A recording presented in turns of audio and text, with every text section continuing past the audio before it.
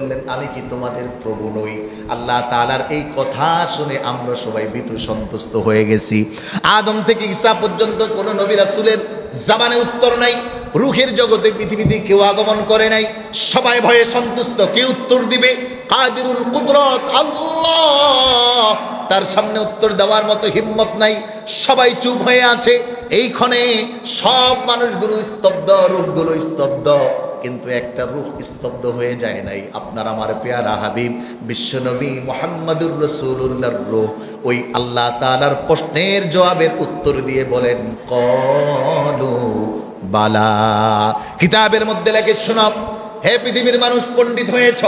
ইমাম বুখারী থেকে শুরু করে যত বড় বড় মহাপণ্ডিত, শুধু তাই নয়, পয়গম্বর আদম থেকে ঈসা পর্যন্ত যত নবী রাসূল ছিলেন, ওই মুহূর্তে যদি আপনার আমার নবী আল্লাহ তাআলার প্রশ্নের উত্তরটা না দিতেন, সব মানুষগুলো আপনি আমি সহ আল্লাহ তাআলার কাছে মুশরিক হয়ে যাওয়া লাগতো, কাফের হয়ে যাওয়া লাগতো।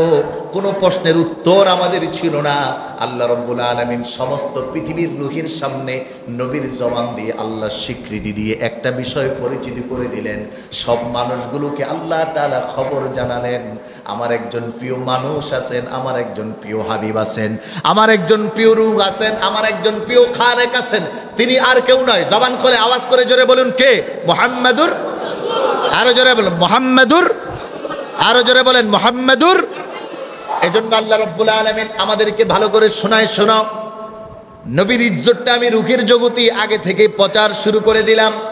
এজন্য পৃথিবীর কোনো মানুষ যদি নবীর প্রচার বন্ধ করতে চায়, তাহলে ওই মানুষটা আল্লাহ তাআলার কাছে জালেম হিসাবে পরিগণিত হয়।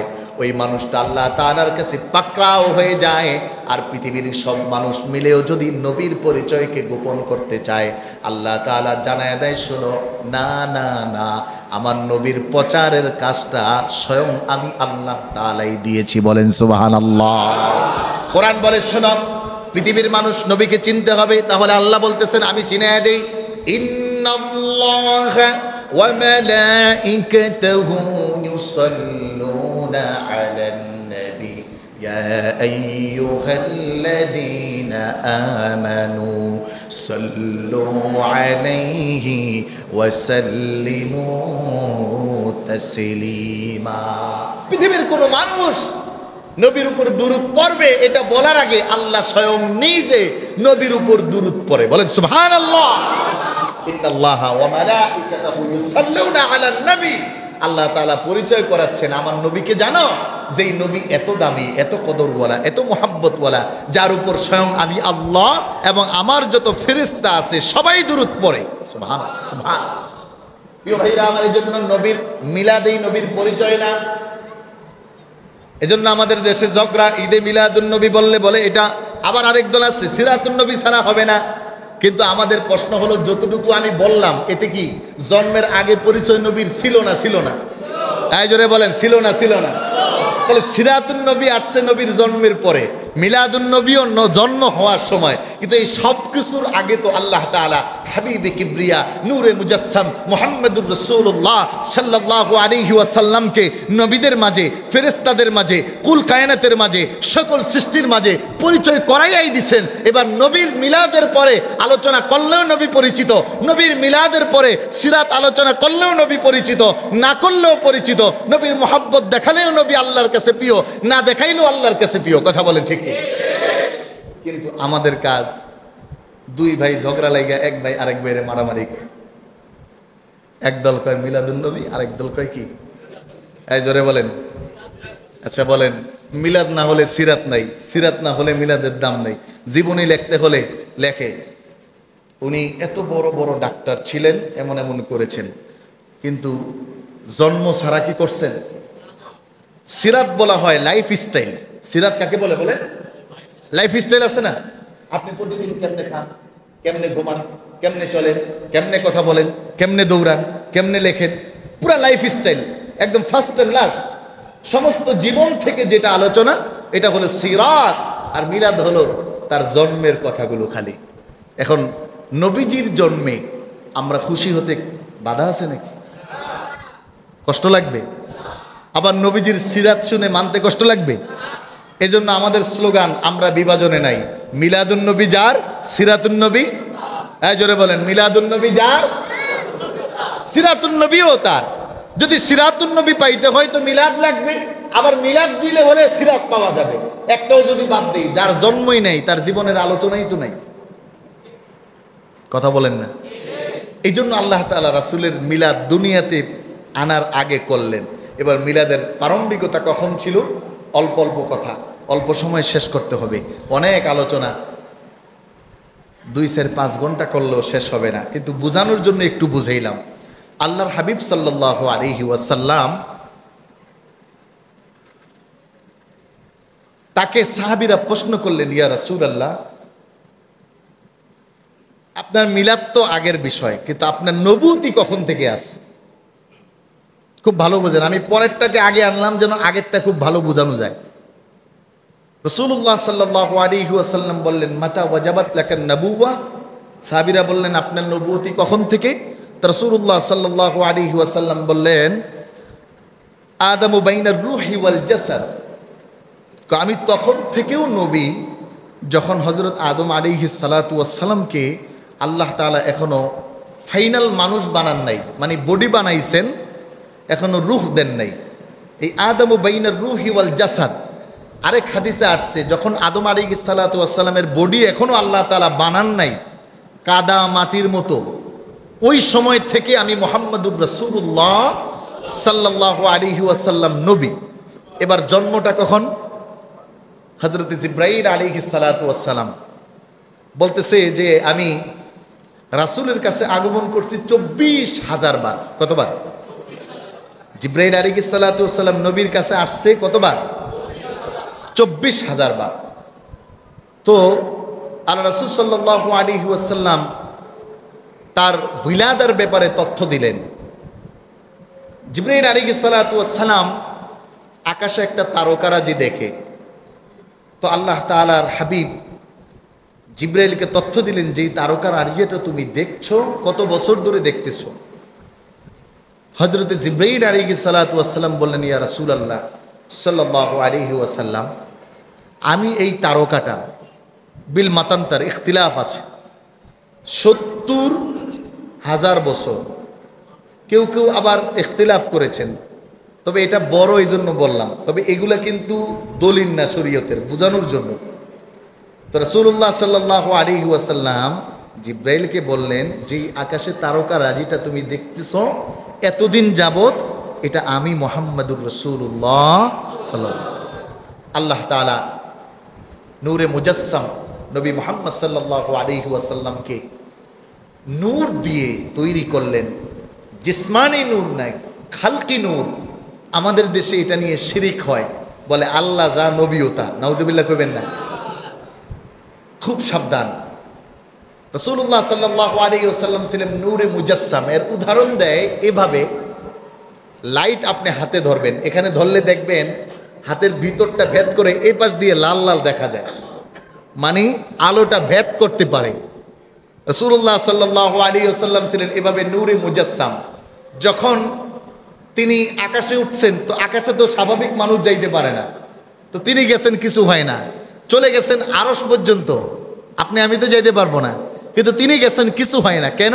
বলে নূরে মুজাসসাম, মানে যেখানে যা দরকার আল্লাহ তাআলা তার হাবিবকে সেই জিনিস দিয়ে বানাইছেন। তো রাসূলুল্লাহ সাল্লাল্লাহু আলাইহি ওয়াসাল্লামের এই পৃথিবীতে আগমনের পূর্বেই আল্লাহ তাআলা নবীর পরিচয় ঘটাইছেন, আগমন ঘটাইছেন। ইবিন কি যখন পয়গম্বর আদম আলাইহিস সালাতু ওয়াস সালাম 350 বছর দুনিয়াতে অপরাধের জন্য কান্নাকাটি করলেন, সর্বশেষ যে দোয়া করলেন, এই দোয়া করেছিলেন আল্লাহ তাআলার কাছে, আল্লাহুম্মা ইন্না নাতাওয়াসসালু ইলাইকা বিনাবিয়্যিনা মুহাম্মদ, নবী মুহাম্মদুর রাসূলুল্লাহর নাম নিয়ে, ও আল্লাহ আপনি আপনার নামের পাশে মুহাম্মদ নাম দেখেছি, ওই নামের উসিলায় আমাকে মাফ করে দেন। সুবহানাল্লাহ বলেন। আল্লাহ রাব্বুল আলামিন পয়গম্বর আদমকে 350 বছর পরে নবীর নামের উসিলায় মাফ করলেন। কিতাবের মধ্যে আসছে, আল্লাহ তাআলা আদমকে জিজ্ঞাসা করছে, মুহাম্মদকে কেমনে চিনো? বলে আল্লাহ, যখন আমাকে আপনি ওই যে বানাইছেন, আমার ভিতরে রূহ দিছিলেন, তখন আমি উঠে বসছিলাম, বসে আপনার আরশের পায়ার দিকে আমার চোখ পড়েছে, আমি সেখানে লেখা দেখেছি মাকতুবান লা ইলাহা ইল্লাল্লাহু মুহাম্মাদুর, জোরে বলেন মুহাম্মাদুর। এখন মসজিদে লা ইলাহা ইল্লাল্লাহু মুহাম্মাদুর রাসূলুল্লাহ লেখা শিরক না ফরজ? আসতে কইলেন কে? আমাদের দেশে তো অনেকে আবার এটা শিরক চালায়া দেয়। কথা বুঝাইতে পারি নাই মনে, খুব ভালো বুঝবেন। নবীর হাতের প্রথম মসজিদ, মসজিদে তাকওয়া, যারা মদিনা শরীফে গিয়েছেন এখন বলে ওটাকে মসজিদে কিবলাতাইন। ওই কিবলাতাইন মসজিদের মধ্যে প্রত্যেকটা বাতির মধ্যে লেখা লা ইলাহা ইল্লাল্লাহু মুহাম্মাদুর রাসূলুল্লাহ। মসজিদে নববীর মধ্যে লেখা লা ইলাহা ইল্লাল্লাহু মুহাম্মাদুর। আমাদের দেশে আর কি হাইব্রিড মুফতির তো অভাব নেই, সব ইউটিউব মৌলানা, এরা আইসা ফতুয়া দেয় এটা। এই জন্য আমরা এটা মানবো না, যেটা আরশের পায়ায় লেখা আছে এই নবী মুহাম্মাদুর রাসূলুল্লাহর নাম। এই একটা ইতিহাস দিয়ে আল্লাহ তাআলা নবীর জন্মের আগে একটা পর্ব সারছেন। কেন দেখবেন, আমাদের যে আজকে মাহফিলটা হয়েছে আমরা শুক্রবারে এলান করেছি, আমি আপনাদেরকে বলেছি আমি আসব। একটা মাহফিল যদি এখানে হয় 2 মাস আগে বক্তা দাওয়াত দেয়, পোস্টারিং করে, মাইকিং করে, লাইটিং করে, বিভিন্নভাবে প্রচারণা করে। কেন? যে ওই দিন অমক সাহেব আসবে। আল্লাহ রব্বুল আলামিন নবীর জন্য সব বানাইছেন, সুবহানাল্লাহ বলবেন না? এজন্য প্রিয় হাবিব নূরে মুজাসসাম হাবিবি কিবরিয়া বিশ্ব নবী মুহাম্মাদুর রাসূলুল্লাহর পরিচয় পর্বটা আল্লাহ রব্বুল আলামিন কায়নাত তৈরির আগ থেকে শুরু করেছেন। মানুষ যেন আল্লাহর হাবিবকে না চিনে এরকম কোনো বিষয় না হয়ে যায়। এজন্য আল্লাহ রব্বুল আলামিন তার নামের পাশে নবীর নামকে রাখলেন। শুধু তাই নয়, তার দাওয়াতের সাথে নবীর দাওয়াতকে রাখলেন।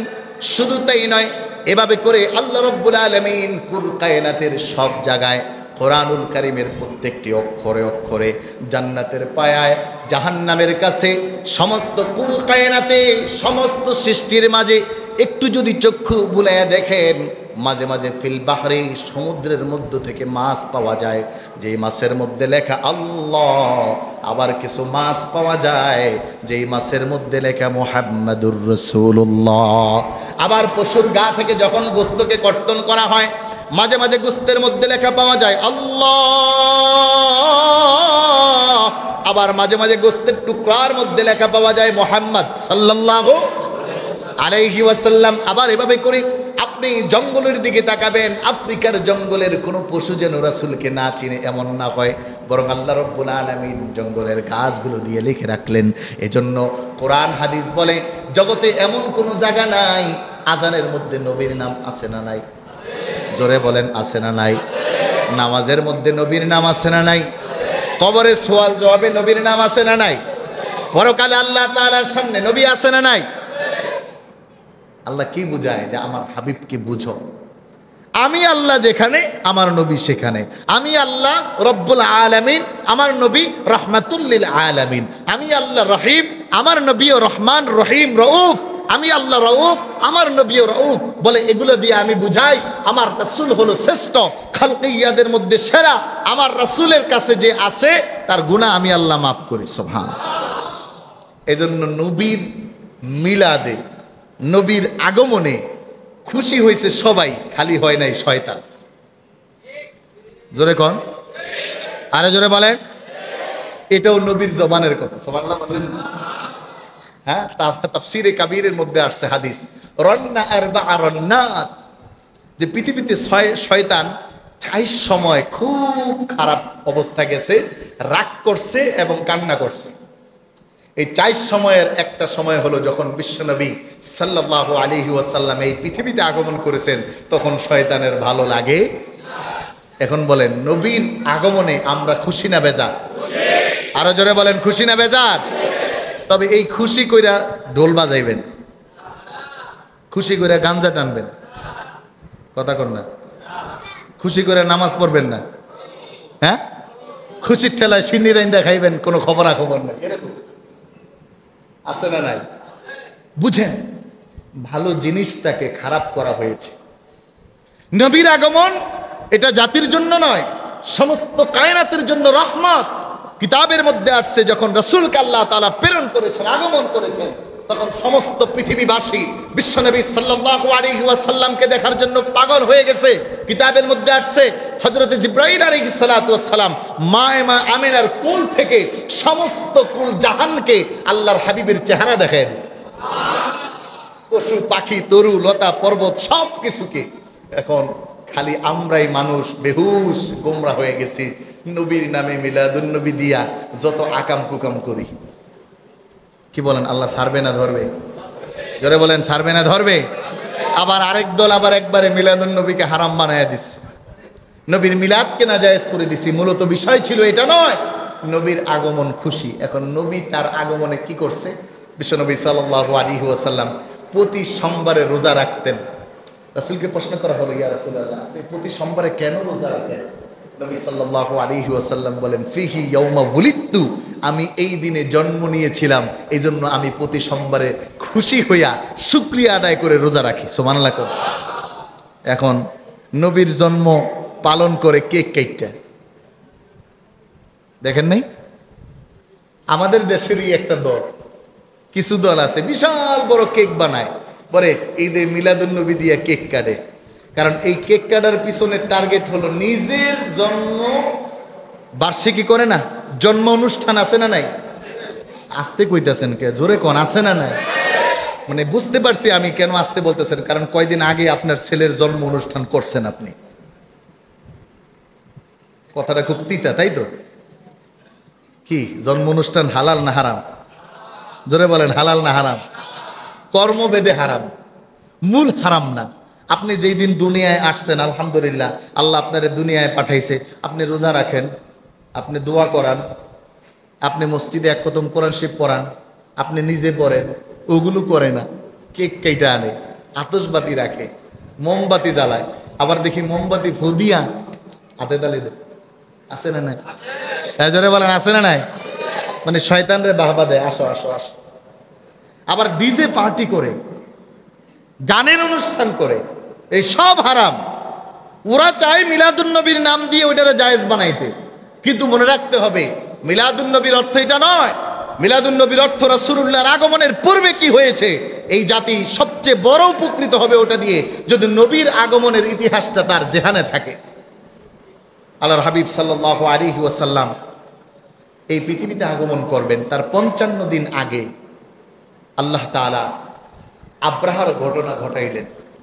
কাবা ঘর ভাঙার জন্য আব্রাহা আসছে, নবীর আগমন এখনো হয় নাই, 570 খ্রিস্টাব্দে। তো নবীর আগমন হয়েছে 55 দিন পরে। নবী আগমনের আগে আল্লাহ তাআলা জালেম শাসকের করুণ পরিণতি এই পৃথিবীর মানুষের কাছে শোনালেন। শুধু তাই নয় প্রিয় ভাইরা আমার, আল্লাহর হাবিব বিশ্ব নবী সাল্লাল্লাহু আলাইহি ওয়াসাল্লাম যখন এই পৃথিবীতে আগমন করলেন, আগমনের পূর্বে এমন কিছু আল্লাহ তাআলা ঘটাইয়া দিলেন। মা আমিনার গর্ভে নবী মুহাম্মদুর রাসূলুল্লাহ যখন গর্ভ ধারণ করলেন, কিতাবের মধ্যে লেখে আম্মাজান হযরতে আমিনা রাদিয়াল্লাহু তাআলা আনহা বলেন, শোনো পৃথিবীর মানুষ, আমার গর্ভে আমি আমার কলিজার টুকরা সন্তান মুহাম্মদকে লালন করছিলাম। 1 দিন 2 দিন 9 মাস 10 মাস 10 দিন পর্যন্ত আমি গর্ভে ধারণ করেছি, কিন্তু কোনো দিনের জন্য আমার কাছে আমার গর্ভে সন্তান আছে অথবা আমার গর্ভটা ভারী এরকম কোনো বিষয় আমি কোনোদিন অনুভব করি নাই। শুধু তাই নয় প্রিয় ভাইরা আমার, কিতাবের মধ্যে লেখে যখন আম্মাজান হযরতে আমিনা রাদিয়াল্লাহু তাআলা আনহা তিনি গোসলখানা থেকে বের হলেন, নবীজির আপন দাদা হযরতে আব্দুল মুত্তালিব তিনি যখন গোসলখানার মধ্যে ওই সময় ঢুকতে যাইতেন, তিনি বর্ণনা করেন, আমার আমিনা যখন গোসলখানা থেকে বের হতো, আমি ওই সময় গোসলখানায় ঢুকলে আমার নাকটা গ্রাণে পরিপূর্ণ হয়ে যেত। আমি বুঝতে পারতাম আমার পুত্রবধূর ঘরে আল্লাহ রাব্বুল আলামিন এমন কোন নিয়ামত রেখেছেন। শুধু তাই নয়, হযরতে আমিনা যখন খাবারের পরে ঢেক দিতেন, তার জবান থেকে খুশবুগুলো বের হয়ে যেত। তিনি যদি কোনো রাস্তা দিয়েও হেঁটে যেতেন, বিশ্বনবী তার গর্ভে থাকার কারণে আল্লাহ রাব্বুল আলামিন ওই রাস্তার বাতাসের মধ্যে একটা সুঘ্রাণের ব্যবস্থা করে দিতেন। দুনিয়ার কোনো শিশুর মতো হাবিব আসে নাই, দুনিয়ার কোনো সন্তানের মতো বিশ্বনবীর আগমন হয় নাই। তার জন্মের সময় আমাদেরও ধাত্রী প্রয়োজন হয়। বিশ্বনবীর জন্মের সময় আল্লাহ রাব্বুল আলামিন ধাত্রের আগমন করিয়েছেন। সেই ধাত্রী ছিলেন জান্নাতের 2 জন মহিলা, শুধু তাই নয়, হযরতে আমিনা বলেন, যখন আমার গর্ভ থেকে আমার সন্তানটা বের হলো, আমি খেয়াল করে দেখলাম সুকুন ইলা শামসি ইলা শামি, আমার এই চোখ দেখতে পেল আমার হাবিব যখন বের হলো শাম দেশ পর্যন্ত আলো ছড়িয়ে পড়েছিল, আমি দেখতে পেয়েছিলাম। শুধু তাই নয়, একজন সাহাবীর মা বলেন, আমি তখন আমিনার পাশে ছিলাম, আমি দেখলাম আমিনার গর্ভ থেকে যখন হাবিবে কিবরিয়া পৃথিবীতে আসলেন সমস্ত ঘরটা আলোকিত হয়ে গেল।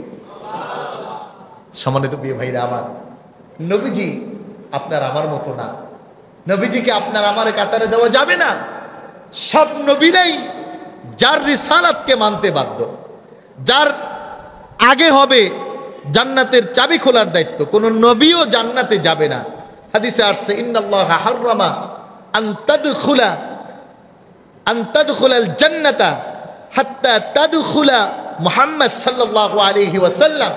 আল্লাহ তাআলা সব নবীদের উপর জান্নাতে ঢোকাকে হারাম করেছেন যতক্ষণ না আপনার আমার নবী বিশ্বনবী সাল্লাল্লাহু আলাইহি ওয়াসাল্লাম জান্নাতে না ঢুকবেন। এই নবী রাসূলের আগমনের এই ক্ষণ, এই নবী রাসূলের আগমনের এই মাস, এই নবী রাসূলের আগমনের এই রাত্র উম্মতের কাছে শ্রেষ্ঠ হওয়া চাই, উম্মতের কাছে প্রিয় হওয়া চাই, উম্মতের কাছে দামি হওয়া চাই। কিন্তু এই পিট্টি দিব, আওয়াজ নাই, উপরে যারা আছে কথা নাই, একবারে চোখ, একটু জিকির করুন, লা ইলাহা মাশাআল্লাহ, লা ইলাহা, জোরে লা ইলাহা, মা জোরে লা ইলাহা, লা ইলাহা, বৈবহু দূরে মদিনা, বলো কেমনে যাব জানি না। মদিনা যাইতে মন চায়? কার কার চায় একটু হাতটা দেখেন, তবান করে বলেন আল্লাহ আমাদেরকে মক্কা মদিনার মুসাফির না বানাইয়া কবরে ডাক দিয়েন না। যারা বলেন আমিন, যারা পারেন পড়ুন, বহু দূরে মদিনা কেমনে জানি না, দয়াল আল্লাহ দয়া করো, দয়াল আল্লাহ নসিব করো মদিনা, লা ইলাহা, জোরে লা ইলাহা, লা ইলাহা ইল্লাল্লাহু মুহাম্মাদুর রাসূলুল্লাহ সাল্লাল্লাহু আলাইহি ওয়াসাল্লাম। ওই নবীর আগমনের এই ক্ষণ, আমরা নবীর আগমনের পূর্বের কিছু কথা জানলাম, নবীর আগমনের মুহূর্তগুলো এখন চলমান। আর কয়েকটা আওয়াজ শোনাবো এবং এর থেকে আমাদের শিক্ষার উপর কথা বলে সামনে 10 থেকে 15 মিনিটের মধ্যে আমরা আলোচনা সমাপ্ত করব। সম্মানিত হাজেরানে মজলিস, এই আগমনটা রাসূলের পৃথিবীর জন্য ছিল রহমত, সকল কুল কায়নাতের জন্য ছিল রহমত। কিন্তু এরপরেও এই রহমতের বিরুদ্ধে কিছু মানুষ ছিল না? ছিল না? জোরে বলেন, আরো জোরে। এজন্য ব্যক্তি যত ভালো হোক, ব্যক্তি যত ভালো কোরআন হাদিসের কথা বলুক, যত সুন্দর করে বলুক, তার বিরুদ্ধে তার পিছনে কিছু লোক, এজন্য কি বলা বন্ধ করা যাবে? আরো জোরে বলেন, বন্ধ করা যাবে? আল্লাহ রাসূলকে আল্লাহ তাআলা পিছনে হাঁটান নাই, সামনে আগাইছেন। আমরাও আশাবাদী, আমরা যদি সত্যের সাথে, ইমানের সাথে, ইকিনের সাথে দিনকে প্রচার করি, দিনের সাথে থাকি, কে কি আমাকে বলল তা শোনার সময় আমার দেখবার মালিক কে? আরো জোরে বলেন কে? এই বিশ্বনবীর আগমনের সময় আরেকটি হাদিস এসেছে, রাসূলুল্লাহ সাল্লাল্লাহু আলাইহি ওয়াসাল্লাম যেই দিন আগমন করলেন, ওই সময় ইহুদিদের একজন পণ্ডিত মক্কায় অবস্থান করছিলেন ব্যবসায়িক কাজে। তো তিনি ওই রাত্রে, সকাল হলো, রাত্র শেষ হলো, মক্কার মানুষদেরকে প্রশ্ন করলেন, আজকে কি তোমাদের এখানে কোনো সন্তান জন্ম নিয়েছে? মক্কার মানুষগুলো খবর তো জানে না। তিনি বললেন, ওই সন্তান, তার মুখে জিনরা আঙ্গুল দিয়ে রাখার কারণে সে আপাতত দুগ্ধ পান করা থেকে বিরত আছে। সমস্ত মক্কায় খবর নেওয়া হলো, এরকম কোনো সন্তান জন্ম নিয়েছে কিনা। খবর নিয়ে খবর পাওয়া গেল আব্দুল মুত্তালিব কাবার বড় খাদেম, কাবার সর্বশ্রেষ্ঠ খাদেম, কাবার ঝাড়ুদার, কাবার ময়লা পরিষ্কারদার। আমাদের দেশে তো আর এখন মসজিদের কমিটি হলে, হ্যাঁ, বড় পদ পাইলে সে আর খাদেম হয় না, নেতা হয়। কি হয় জোরে বলেন না? খাদেম হবেন। কি হবেন ভাই? খাদেম। খাদেম মসজিদের খেদমতের দায়িত্ব দেওয়ার অর্থ আল্লাহ তাআলা একটু সুযোগ করে দিছে খাদেম হওয়ার। কিন্তু খাদেম না হইয়া যদি নেতা হয় তাইলে পরকালে ডান্ডার বাড়ি আছে। কথা বুঝেন নাই? আল্লাহু আকবার। অনেক কথা, এই তো আব্দুল মুত্তালিবের কথা এখন বললে আরো অনেক সময় যাবে। আল্লাহু আকবার। আব্দুল মুত্তালিবকে 4 বার স্বপ্ন দেখাইছে। এই আব্দুল মুত্তালিব আহরুফ জমজম কূপ দীর্ঘদিন আবদ্ধ ছিল। 2টা গোত্র ঝগড়া লেগে তাদের সব স্বর্ণ অলঙ্কার জমজম কূপের মারছে। তো জমজম কূপ মোটামুটি মিশে গেছে, অনেক দিন আবদ্ধ, খোলা ছিল না। তো আব্দুল মুত্তালিব কাবার পাশে ঘুমায়, আর স্বপ্ন দেখে কে জানে এসে বলে, আব্দুল মুত্তালিব আহরুফ খনন করো। প্রথমবার তিনি জিজ্ঞাসা করলেন কি খনন করব, কিছু না বলে চলে গেছে। আবার পরের দিন আসছে, আব্দুল মুত্তালিব উঠাও, খনন করো। বলে কি খনন করব, চুপ, চলে গেছে। আবার পরের দিন আসছে, এসে বলে আহরুফুত তাইকিব, ভালো একটা কূপ খনন করো। তিনি প্রশ্ন করছে ভালো কূপ কি, কিছু না বলে আবার চলে গেছে। এবার চতুর্থ দিন আসছে, বলতেছে আহরুফুল জমজম, আব্দুল মুত্তালিব জমজম কূপটাকে ঠিক করো। সুবহানাল্লাহ করলেন। কি ছিলেন ভাই? খাদেম। খাদেম কি ছিলেন? আরে খাদেম থেকেই কথা আসছে। আব্দুল মুত্তালিবকে আদেশ করতেছে এই জমজম কূপ পরিষ্কার করো, এটা আবদ্ধ হয়ে আছে। তখন তিনি জানতে চাইছেন জমজম কূপ কি। তখন বলা হয়েছে এটা এমন পানি যার মধ্যে সব কিছুর শেফা আছে। সুবহানাল্লাহ বলেন। যেই পানির মধ্যে কোনো খারাপ কিছু, এবং এটা পৃথিবীর সায়েন্স দিয়ে প্রমাণিত ইতিমধ্যে। এই জন্য জমজম কূপের পানি খাইলে শক্তি বাড়ে, জমজম কূপের পানি খাইলে পেটের ব্যথা ভালো হয়, পেটের রোগ ভালো হয়, পেটে ক্যান্সার থাকলেও ভালো হয়, প্রমাণিত। জমজম কূপের পানি খাইলে সমস্ত রোগ থেকে প্রতিরোধ পাওয়া যায়। আল্লাহু আকবার বলবেন না? আল্লাহ আমাদেরকে খাওয়ার তৌফিক দেখ, বলেন আমিন। তা আব্দুল মুত্তালিব পরে নিজে জমজম কূপের ময়লা আবর্জনা সরিয়া এটারে সংস্কার করছে। এভাবে করে যুগ যুগ ধরে তিনি এই কাবার খাদেম ছিলেন, নেতা ছিলেন না। তো আব্দুল মুত্তালিবের ঘরে শিশু জন্ম নিয়েছে, ওই শিশু এখনো দুগ্ধ পান করতেছে না, খবর মক্কায় ছড়ায় গেছে। ওই ইহুদি যেই লিডার ছিল তাকে এসে খবর দেওয়া হলো, তিনি বলল আমাকে একটু নিয়ে যাও।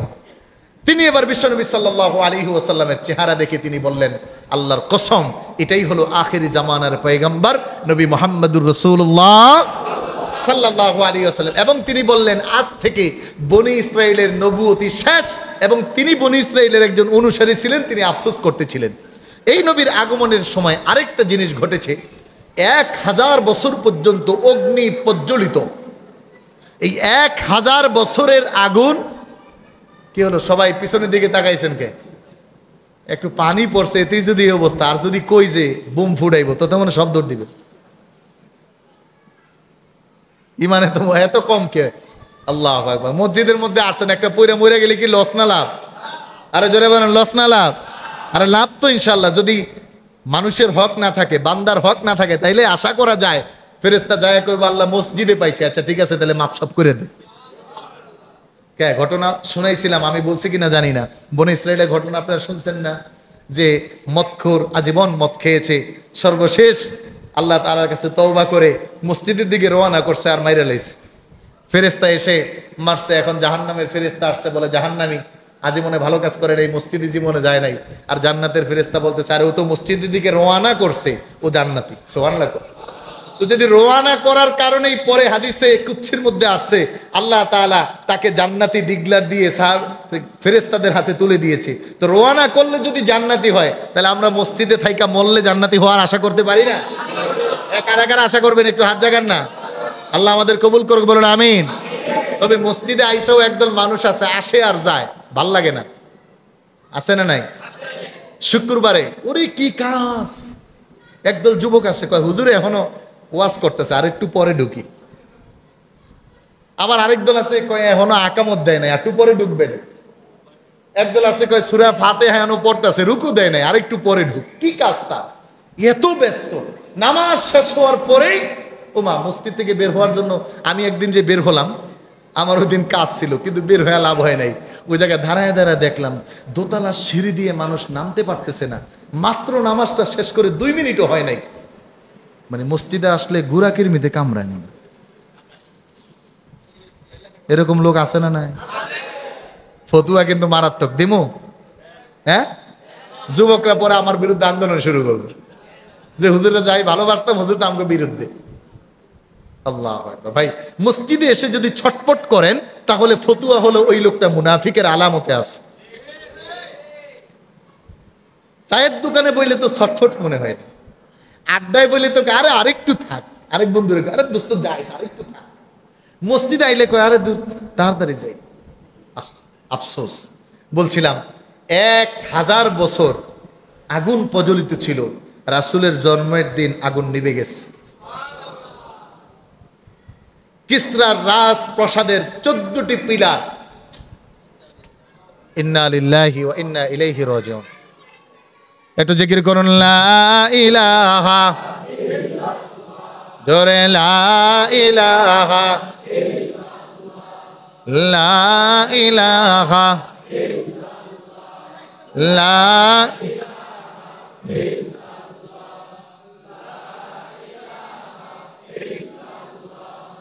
লা ইলাহা লা ইলাহা সুবহানাল্লাহ আলহামদুলিল্লাহ লা ইলাহা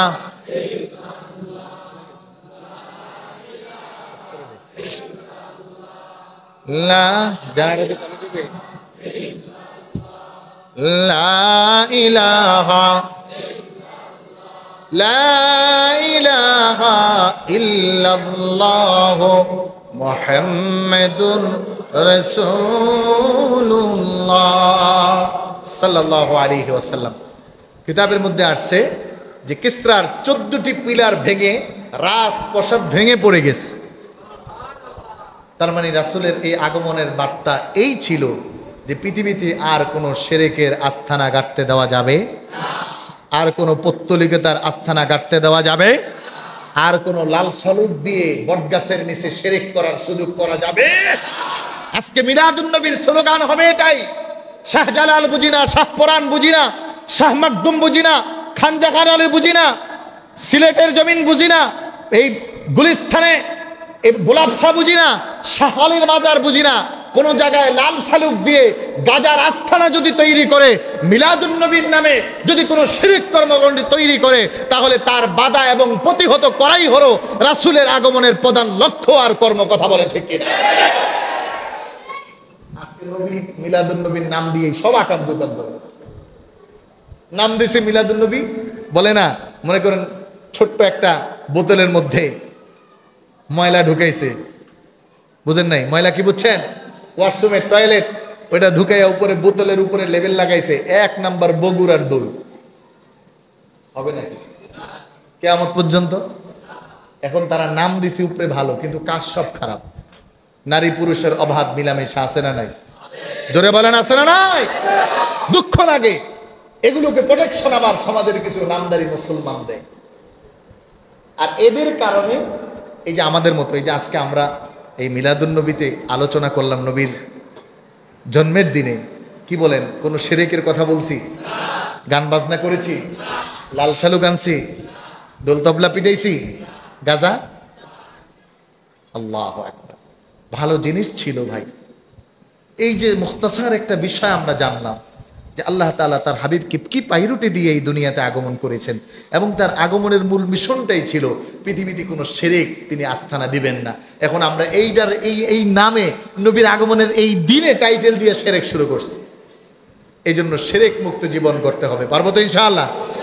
আর নবীর এই আগমনের সময় আমরা নেক আমল করব, নবীর উপর বেশি বেশি দুরূদ পড়ব, পারলে রোজা রাখবো, পারলে আরেক ভাইকে খাওয়াবো, মেহমানদারি করব, এতিমের মাথায় হাত বুলাবো, পারলে আমার পাশে গরিব ভাই আছে, তার ঘরে কি খবর আছে একটু নেওয়ার চেষ্টা করব।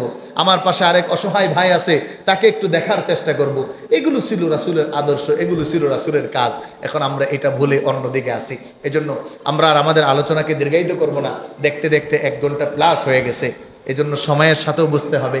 আমাদের এই বছর প্রথমেই আয়োজনটা হয়েছে, আপনাদের খারাপ লাগছে না ভালো লাগছে? আমাদের কত টাকা উঠছে এই তথ্যটা জানায় দিলে মনে হয় সুন্দর হয়। কারণ আমি আমার দিক থেকে সবসময় একটা জিনিস বুঝি, মুসল্লিদের কাছে উত্তোলনকৃত অর্থের হিসাব স্বচ্ছ থাকলে 1 টাকার জায়গায় 10 টাকা পাওয়া যাবে। বুঝেন না এই কথা? এটা অনেক মসজিদে হয় না, এখানে আলহামদুলিল্লাহ হয়ে যাচ্ছে। প্রতি সপ্তাহ টাকা জানায় দেয়, এরপরে প্রত্যেকটা ইভেন্টে কি টাকা উঠে এটা কর্তৃপক্ষ জানায় দেয়, এবং আমরা আশা করি এটার ব্যাপারেও জানিয়ে দেওয়া হবে। এবং আমি বলেছিলাম যে আমার আগের মসজিদে এই প্রোগ্রামগুলোকে সুন্দরভাবে সাজানো থাকতো। আমরা এই প্রোগ্রামটা প্রতি বছর করতে চাই কি চাই না? কি বলেন, আপনারা রাজি আছেন? এই প্রোগ্রামে আমরা বিদগ্ধ আলেম ও দাওয়াত দিতে পারি, যাদেরকে মাহফিলের সময় পাওয়া যায় না, কিন্তু এখন পাওয়া যায়।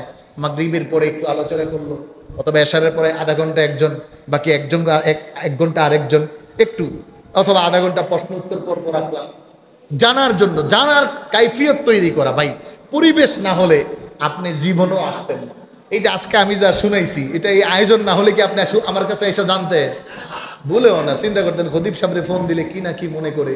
আবার অনেকে চিন্তা করতে হুজুরের ফোন দিলেই তো হাদিয়া দেওয়া লাগবে, তাহলে ফোনেই দেবো না। আসেন এরকম কিছু? জোরে কন। জান, আমি ফ্রি করে দিলাম, আমার ফোন দিলে হাদিয়া লাগবে না, বাসায় দাওয়াত দিলেও হাদিয়া লাগবে না। চেষ্টা করবো যাওয়ার, তবে কোনো ঘুষখোর দাওয়াত দিবেন না, মাপ চাই।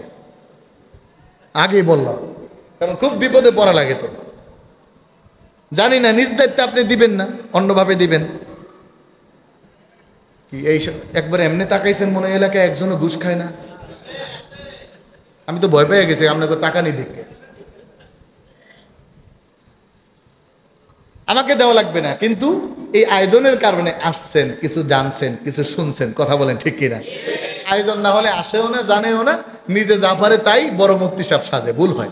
এজন্য এটা না। তাহলে নবীর মোহাব্বত আল্লাহ করছেন, এরপরে মালাইকা ফেরেশতারা করেছেন, নবী রাসূলরা করেছেন, বাকি সব সাহাবায়ে কেরাম করেছেন। পৃথিবীর সব মাখলুকাত নবীর উপর দুরূদ পড়েন।